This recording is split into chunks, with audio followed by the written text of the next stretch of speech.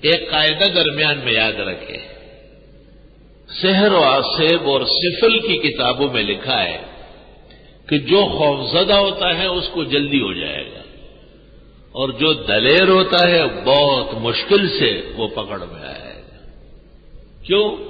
خوفزدہ آدمی عقیدے کا کمزور ہوتا ہے اور جری آدمی عقیدے کا مضبوط ہوتا ہے۔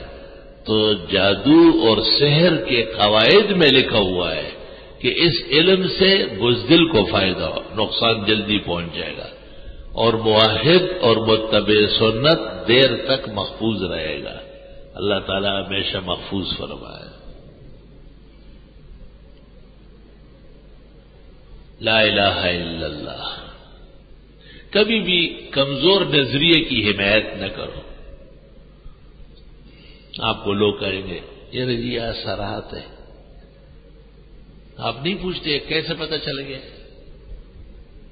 بس کھانا کھا کے طبیعت مزمحل ہو جاتی ہے، بچوں میں اور گھر میں اختلافات ہے، کاروبار میں برکت نہیں ہے، تو آپ کا فرض نہیں بنتا کہ آپ ان سے پوچھیں کہ آپ نے برکت والا کوئی کام کیا ہے؟ کتنے سال سے کاروبار ہے؟ وہ کہے گا 10 سال سے 20 سال سے۔ کہ 20 سال میں آج تک کتنی گائے کٹوائی اللہ کے نام پر فقراء مساکین کے لیے؟ جب وہ کہے کہ ایک بھی نہیں، تو آپ کہے کہ یہ تو آپ نے خود شیاطین کو دعوت دی ہے، نحوست پیدا ہو رہی ہے۔ جب آدمی مال کمائے اور خرچ نہ کرے، نحوست ہے، بدبختی ہے۔ اور جب وہ یہ کہے کہ گھر میں خیر و برکت نہیں ہے، تو آپ کہے کہ گھر میں آپ نے کتنے دن، سال میں کتنی مرتبہ دسترخوان بچھا کے دوستوں کو، احباب کو بلا کے کہ آپ میرے ساتھ آج کھانا کھا لیں۔ وہ ان باتوں کو سمجھے گا بھی نہیں، وہ بس یہ سمجھتا ہے کہ کسی نے ان کی قمیص ناپ لی۔ قمیص کا یہ قاعدہ ہے، صحیح صحت مند آدمی کبھی جتنی دفعہ ناپیں گے اس میں فرق آئے گا،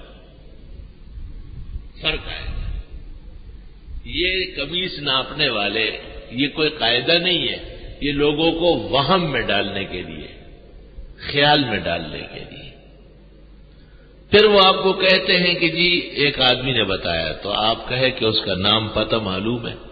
وہ کہے گا ہاں، تو آپ انہیں کہے کہ دیکھو اس کو جا کے پکڑو، وہ غیب دان تو ہے نہیں، عالم الغیب نہیں ہے، اس کو کہاں سے پتہ چل گیا کہ آپ پر تعویذ اگنڈے ہوئے؟